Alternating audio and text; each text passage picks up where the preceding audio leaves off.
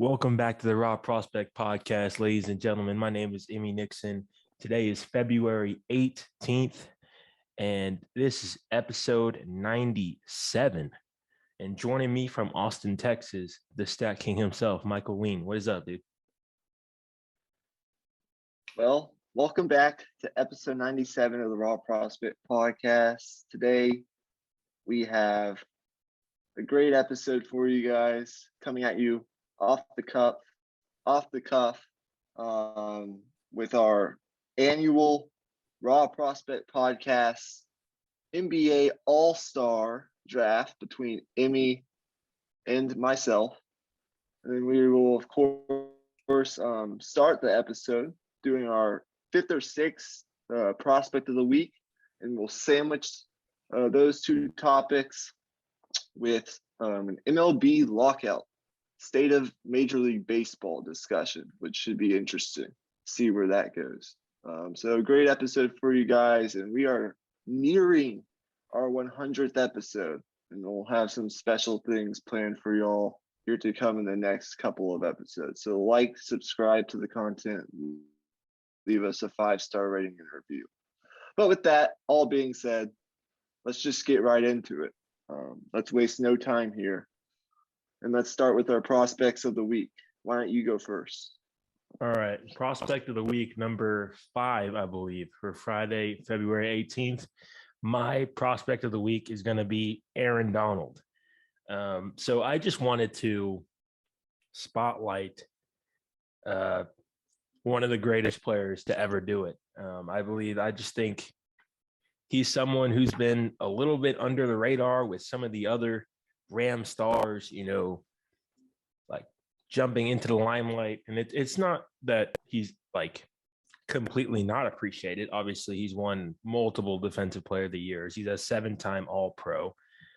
But I really think with him winning that ring last week, he cemented himself as like the very top of a first ballot Hall of Famer. Like, I consider there to be a Hall of Fame within the Hall of Fame of the very best of the best of the best.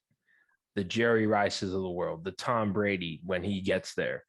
Aaron Donald will be right up there with them. So I just wanted to spotlight him and the incredible career he's had as I don't know if you've heard, there's some rumblings of possible retirement stirring around. So just want to give him his flowers and congratulate him on an incredible career if it is the last year. Absolutely.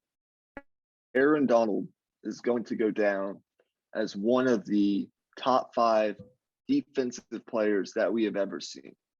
It's just that simple. Where you ultimately rank him within the top 5, well, that will be a discussion for another day because we don't know. The book isn't written yet all the way, right? The book isn't closed yet. He could still play a couple more years.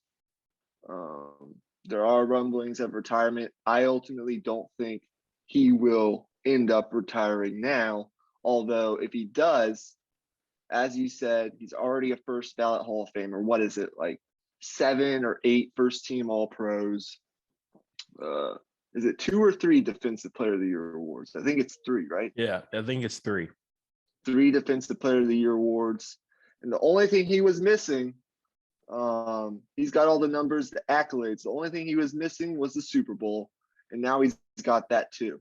And if you look at the landscape of the NFC, and we're going to get back into NFL stuff probably this upcoming week with some, we'll figure it out.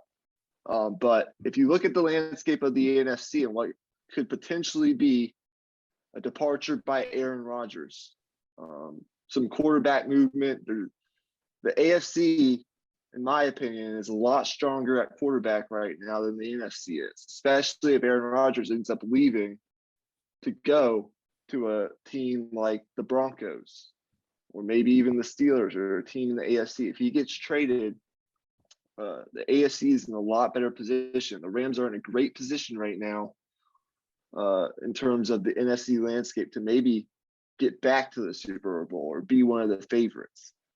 So who knows? He could win another one. I just think he's too competitive to retire right now. Still playing at the top of his game, still the best pure football player in the entire NFL. But with that, my prospect of the week, I go to the NBA. This guy's an all-star, and he's officially, in my opinion, entered himself in to league MVP discussions with what he's been doing. You can probably guess who I'm going with here. He's been insane the past couple of weeks with what he's been doing. He set NBA records, DeMar DeRozan, with the Chicago Bulls.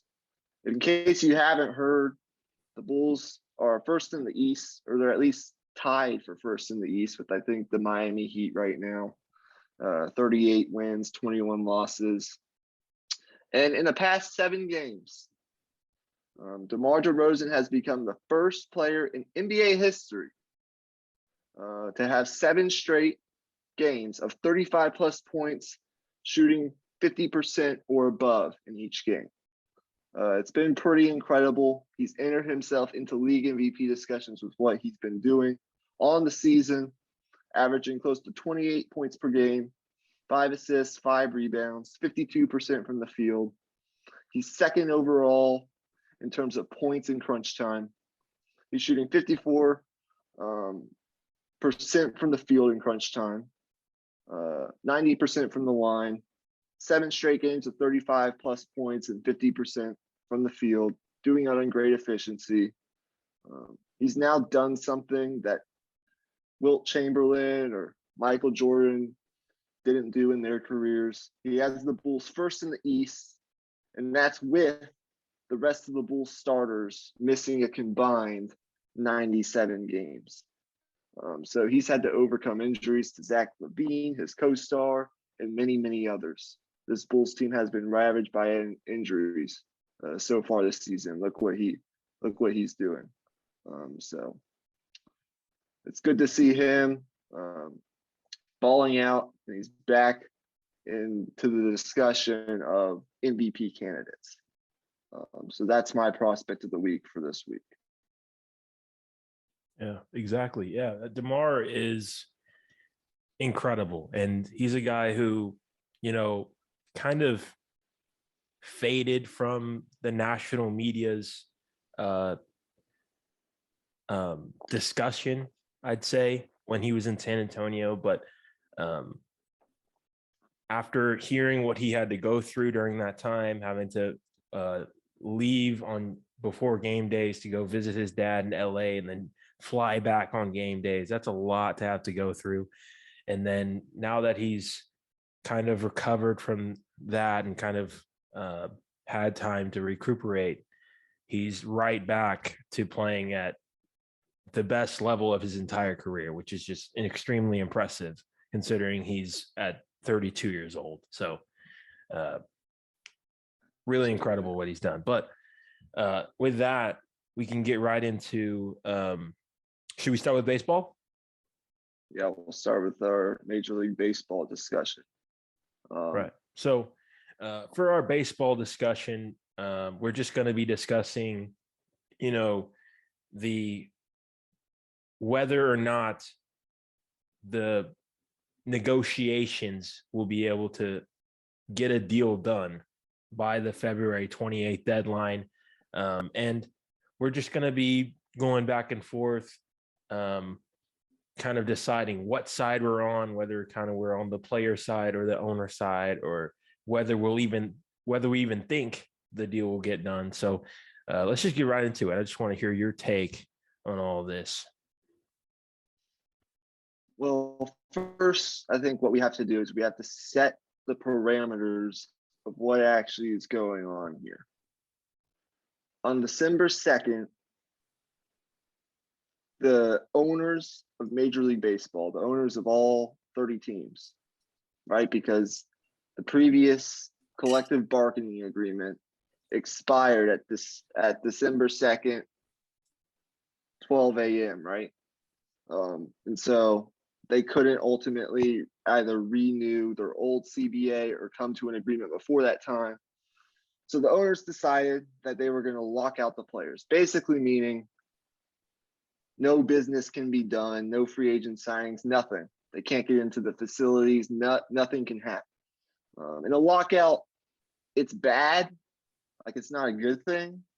But there is something worse that could have happened, and that still could happen if things get really bad. And that's what's called a player strike.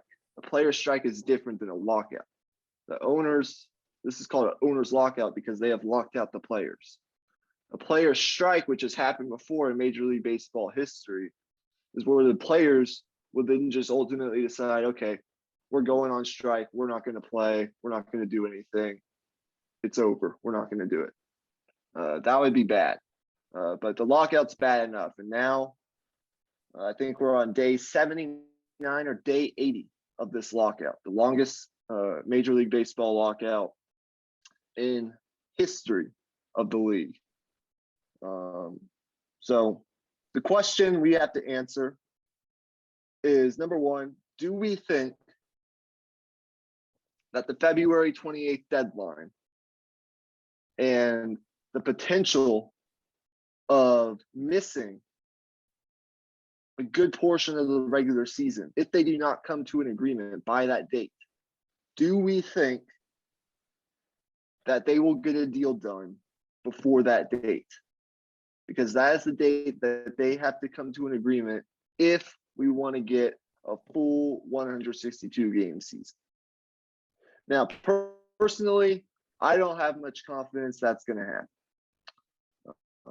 I personally think the owners would be fine missing the first month of the season. They've shown that's the case in the past, right? They want to squeeze the players because the players are the ones who are ultimately going to be hurt the most by this.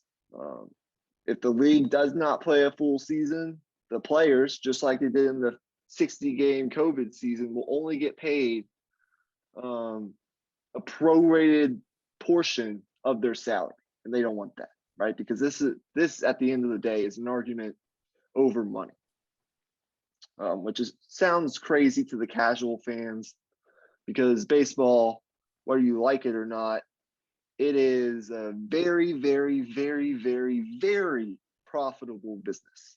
And that's why you see, these huge, massive contracts being handed out to the star players, right?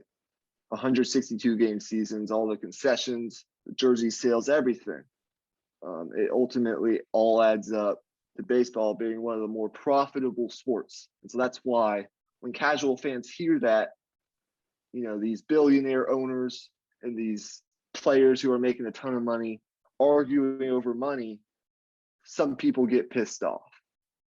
But ultimately, at the end of the day, I do not think that this deadline will be enough to make either side give in.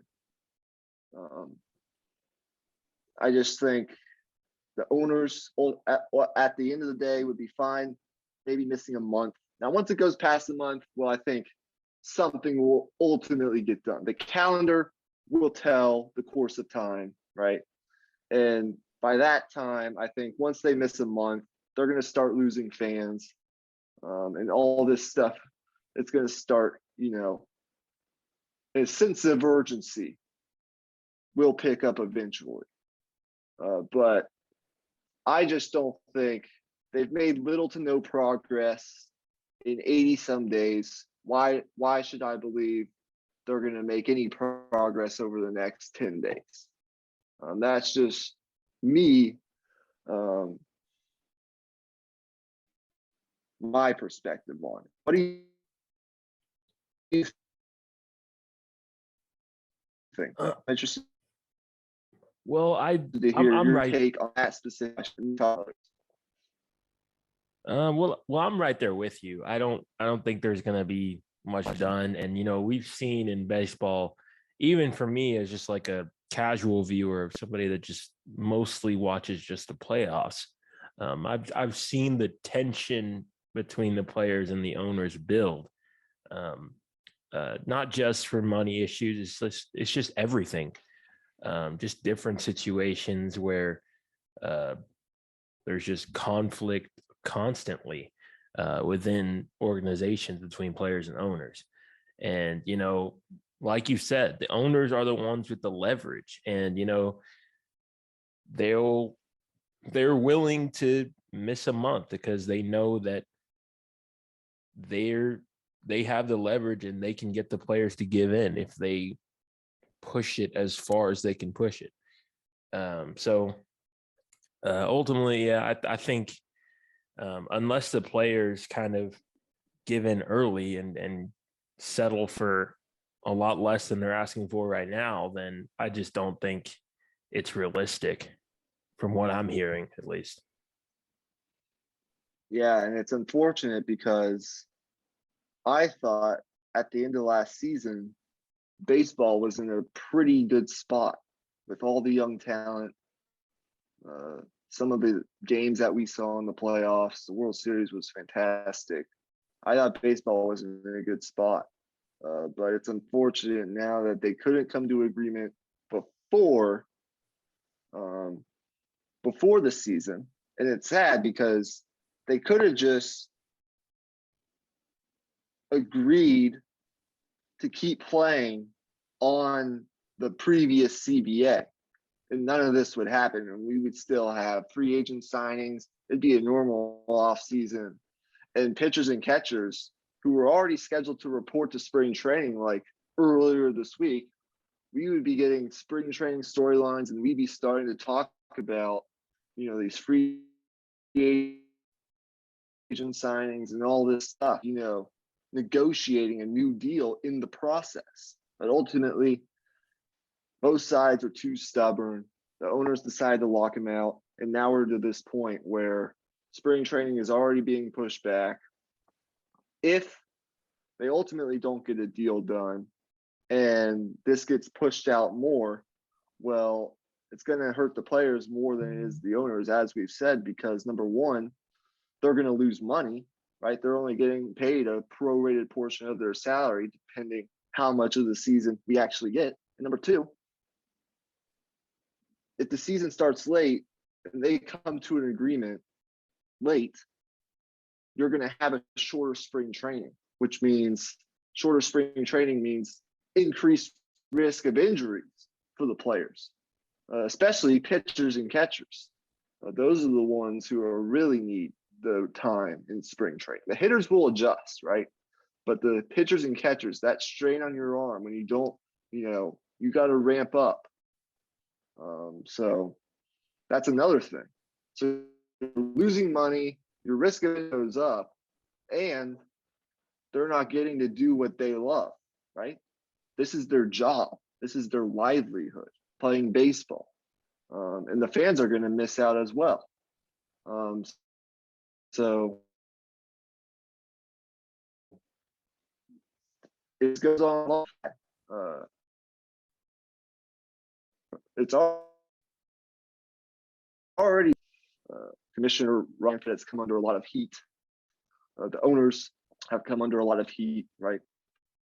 Most players tend to side, most fans tend to side on the side of the players. I am in that camp as well as too. Give the players what they want because they are the ones who actually have to perform and put a product out on the field, right? They're the ones that give us the entertainment, so they should get what they want. MLB is not the MLB without all this young talent, right? So I don't know. It's bad for the players, and I want the players to get a fair shake in this whole thing. If that means we miss a month of the season, I don't really care. I think at the end of the day, anyways, playing 130 or 120 games would be better than playing 162 games. That's just me. But the players don't think that way because less games means less money for them. And that's ultimately what this is all about at the end of the day. So there's a lot of angles to this. But right. I think at the end of the day, if this goes on long enough, past the month, Major League Baseball is going to start losing a lot of fans. And that's not good. They had an opportunity here to gain fans, and they might end up losing fans. So it's not good right now for Major League Baseball.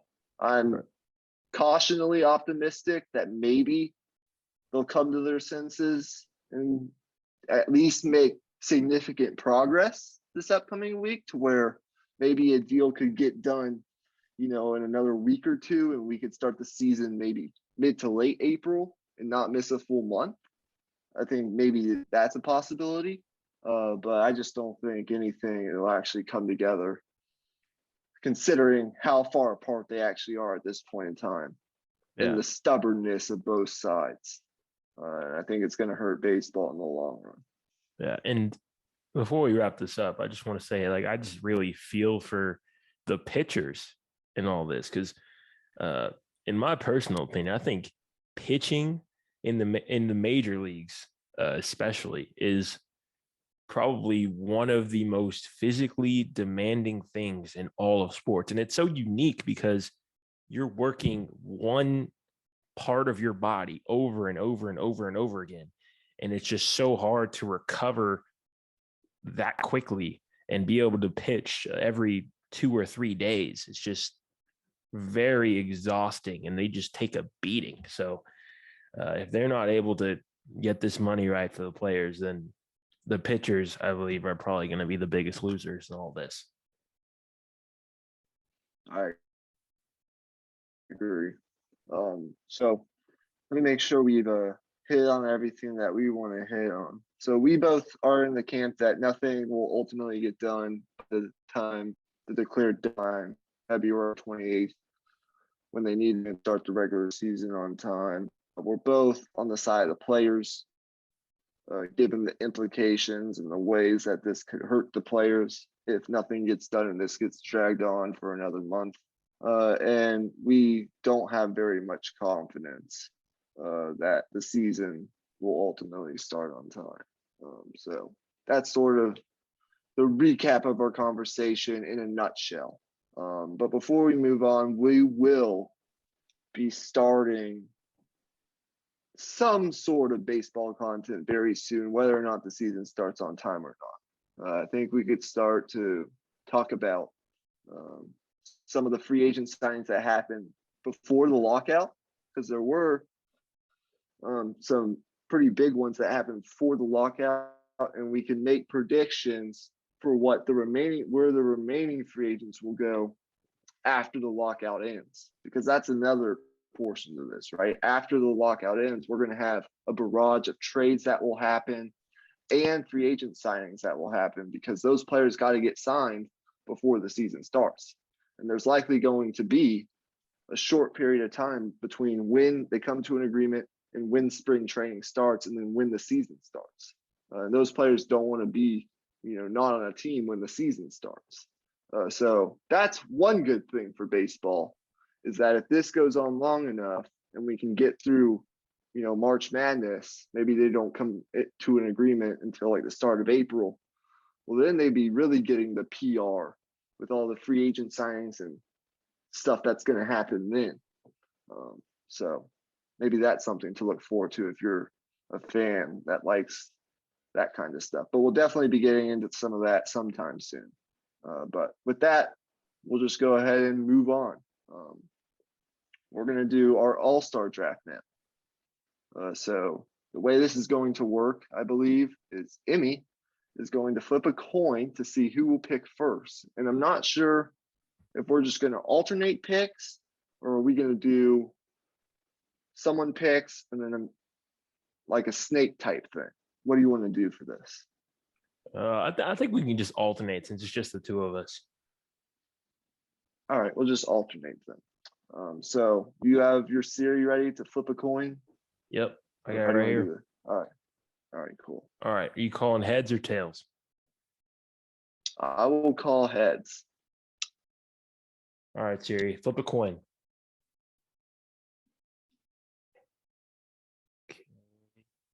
And she doesn't understand because she's an idiot. Okay. Flip a coin.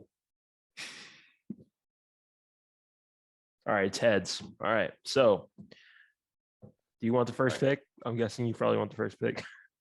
I will take the first pick, and I'll let you have the course, second pick, and we'll just alternate first. We'll start by drafting the starter from the starter pool, and then we'll from there move to the reserves. And I'm going to be before that, which captain are you going to take? That probably doesn't matter, but well, I was just thinking we're the coaches. Okay, that's fine. One captain's hurt. Okay, so yeah, I don't really want Kevin Durant because he wouldn't help me. Yeah, fair enough. So we're just the coaches, and we're just going to draft from the pool that is now with the injuries and all that considered. So I will be writing these down, and we'll probably post it on our Twitter to see what you guys think, who drafted the better team like we did, I think, last year. I think that worked out pretty well last year. So let me think about this. With my first pick in the 2022 CrossFit Podcast NBA All-Star Draft, I am going to select Giannis Antetokounmpo, the Greek Freak. He leads the league in scoring at 29.4 points per game. He leads the league in points scored per 36 minutes. He actually has assisted on 3.39 3-pointers per game, which is surprising. That's the most in the NBA. And he gets to the foul line a lot. And he's just, I love watching him. So right. I'll take Giannis with my first pick. And he plays really hard in All-Star games, so that helps. Okay, so the second pick, I'm going to go ahead and take LeBron. I'd probably go wrong with that.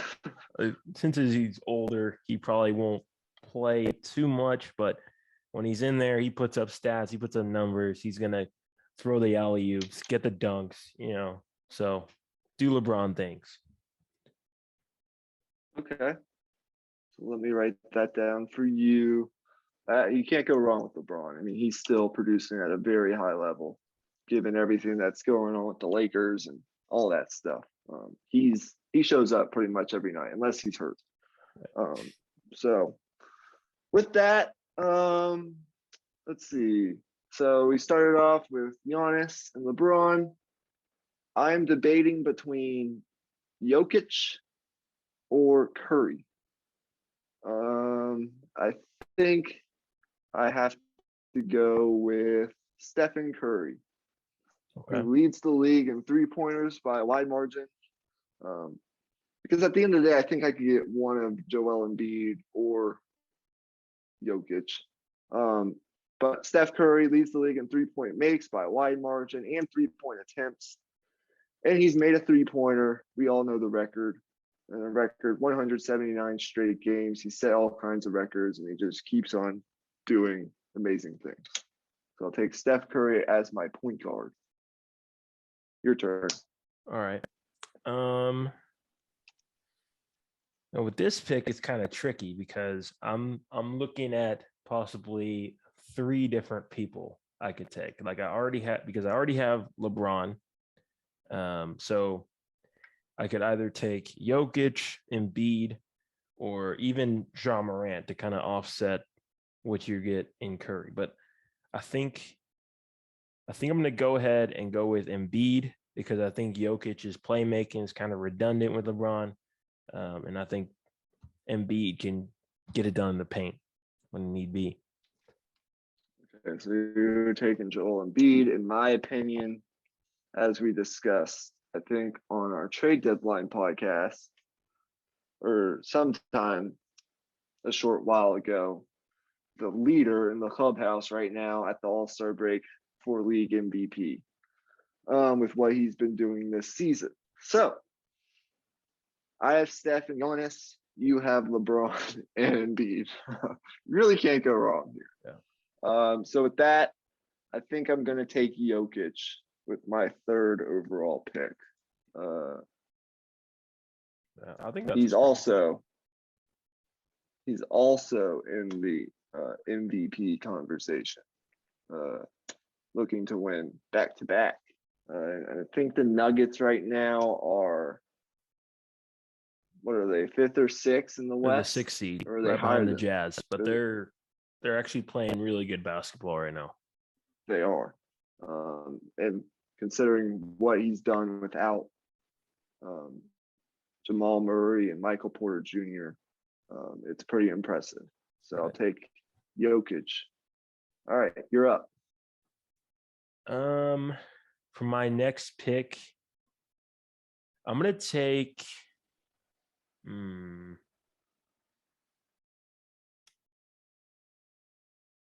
right, this might be a controversial pick, but I'm gonna offset what you're getting in Steph Curry, and I'm gonna take Trae Young. Okay. All right. Fair enough. Okay, so Trae Young, LeBron, and Joel. I've got Stephen, Giannis, and Nikola. All right, so I need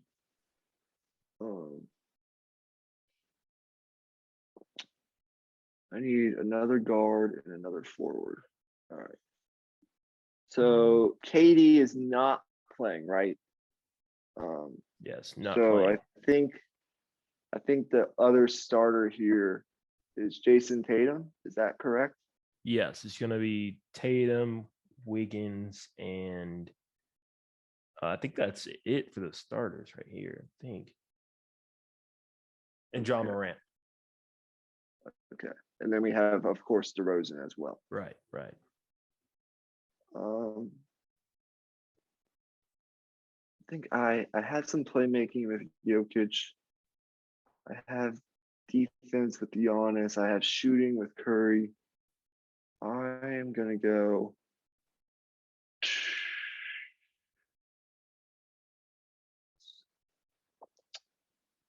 I'll go Tatum.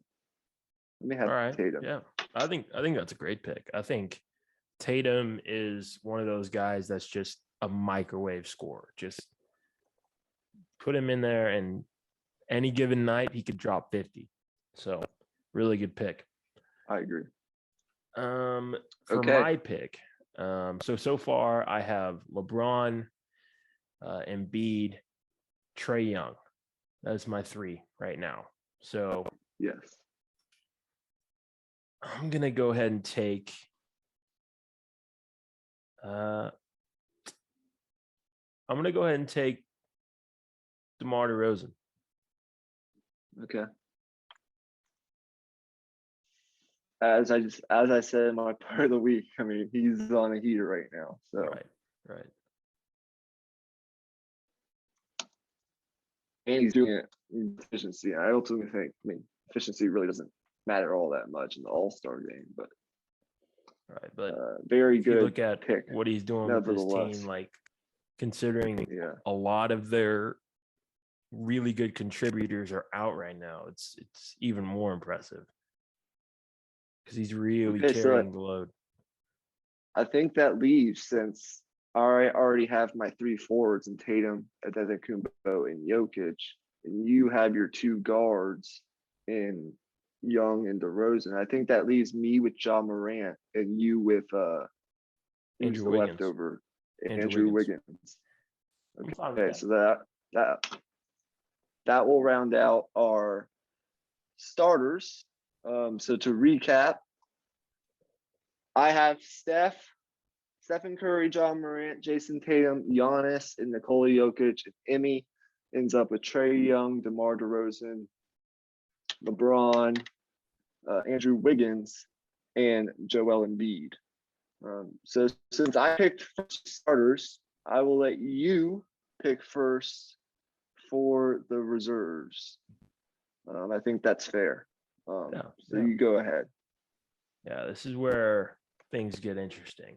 I'm going to have to really pick well for these next few picks for the reserves, because I, as of right now, in my opinion, I think I'm probably losing that poll. So for my next pick, I think I'm going to go ahead and take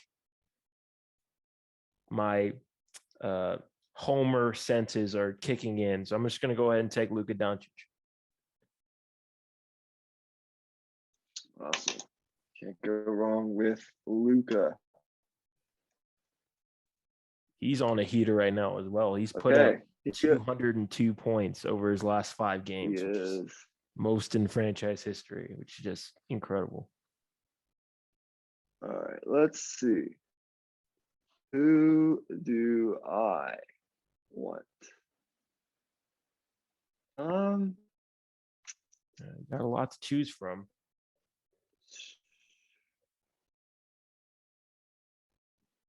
I think I'm going to go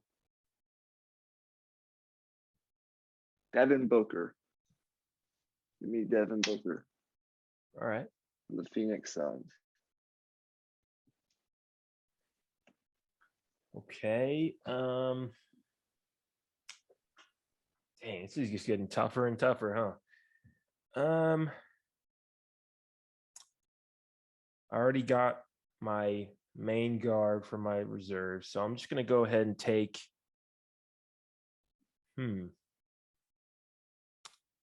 This is really tough now. Hold on a second. Was Jason Tatum a start? Oh yeah, he was because of Durant. Okay. I'm gonna take Zach LaVine. Okay. Get both of the Bulls on my team. Why not? They've been great together. I think a lot of people thought that the Bulls were going to be very good, maybe a playoff team, but nobody really expected them to be sitting probably in the 1 seed in the East at the All-Star break. At least I certainly did not. So good pick there.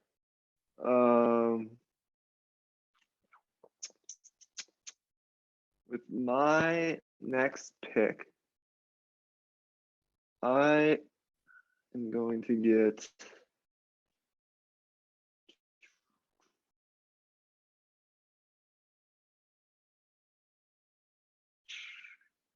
I'm going to go Jimmy Butler. Okay. Solid pick. I think he's a guy who will end up playing hard, coming in off that bench, very competitive. I can rely on him. I'll go Jimmy Butler. And I think Jimmy Butler is one of those guys that his impact on the game isn't completely shown in the stat sheet. Like he really, like when you watch the Miami Heat play, his leadership is just what stands out so well when he's on the floor. So really good pick right there. I'm gonna go ahead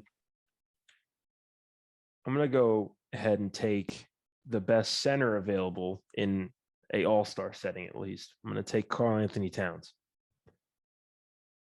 Great pick. Cat. He's got he along with others, I think have the Timberwolves sitting in like the 7th seed right now. Right. The All-Star Exactly. break in the West. So he's doing Karl type things. Let's see here. So I kind of have my off-ball guard in Devin Booker. I need my actual primary ball handler.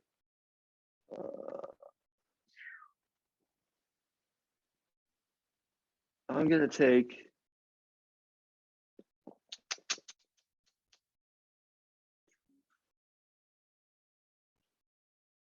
I'll go with. Oh, this is tough. Your boy DeJounte Who are the Murray's still up centers there. left? Yeah. I'm gonna give you a list of names just so you have a little bit more. Get your brain churning a little bit. Chris Paul, Donovan Mitchell, Chris Middleton, James Harden, Darius Garland, Fred VanVleet. I'll go Garland.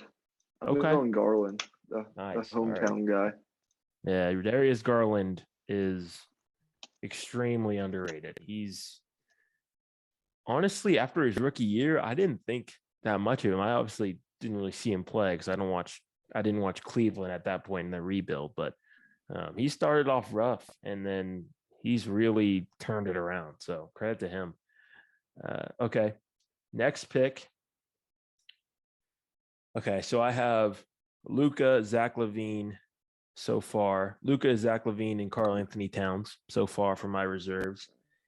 So I think I need some defense in the backcourt. And I think you probably know where I'm going with this since I said defense, but I'm gonna go ahead and take DeJounte Murray. Nice. Yeah, he will definitely give you that. He leads the league in steals, and he also leads the league in deflections per game. So he will definitely give you that effort. He will, I think, play well in this game. I think he's top 5 in the league in turnover or assist to turnover ratio. He's vastly improved from what he was.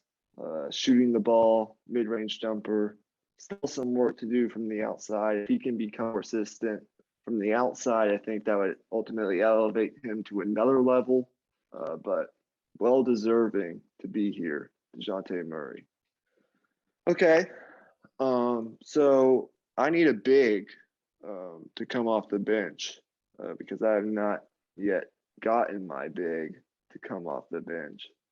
So I guess that leaves me with Rudy Gobert. All right. Yeah. Solid pick. Shot blocking, elite level shot blocking, rim protection, and he'll catch an alley-oop or two also. Yeah, So my pick, at this point in the draft, I probably take best player available because I got 3 or 4 wings already in my starting lineup. So best player available right now. I think I'll pair up the 2 Banana Boat members in the All-Star game. I'm going to get Chris Paul.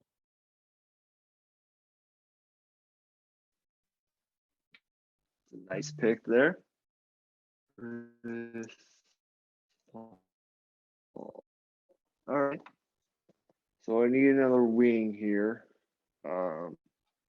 Who's left? Let's see. So Middleton's left. James Harden. Did you draft Donovan Mitchell? Well, he's not playing.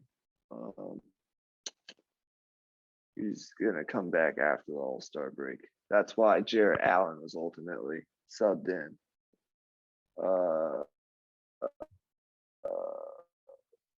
So James Harden, Chris Middleton, Fred VanVleet, Jared Allen, as you said. I think those are your only guys available, if I'm not mistaken. Yeah. Let's see. So you have Luka, DeJounte, Chris Paul, Zach LaVine, Karl Towns. Is that correct? Yes, correct. Okay. I'm just gonna go who I think the best player left is, and that's Donovan Mitchell. Donovan Mitchell? Yeah, Donovan Mitchell. All right. So in both the real draft and the raw prospect draft, James Harden is falling like a rock. Interesting. All right. I'm going to keep that train rolling, and I'm going to take Freddie All-Star, Fred VanVleet. VanVleet. Nice. So you got VanVleet. There is a lot of guards in this game. Oh my goodness. Okay, I'm gonna go.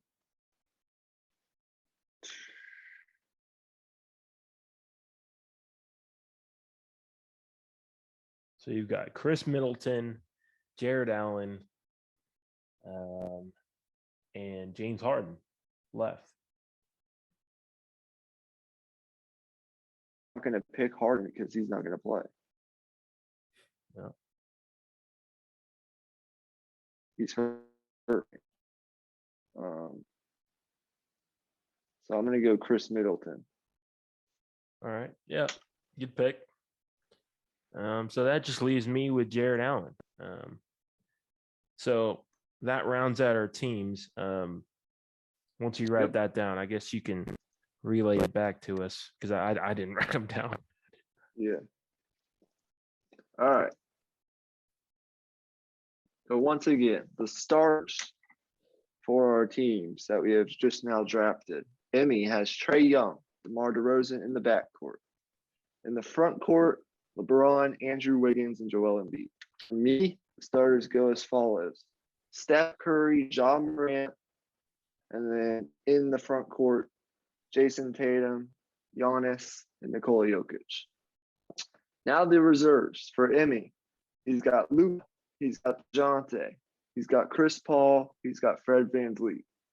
He also has Zach LaVine, Jarrett Allen, and Karl Anthony Towns. For me, I'm Darius Garland, Donovan Mitchell, Devin Booker, Jimmy Butler, Chris Middleton, and Rudy Gobert.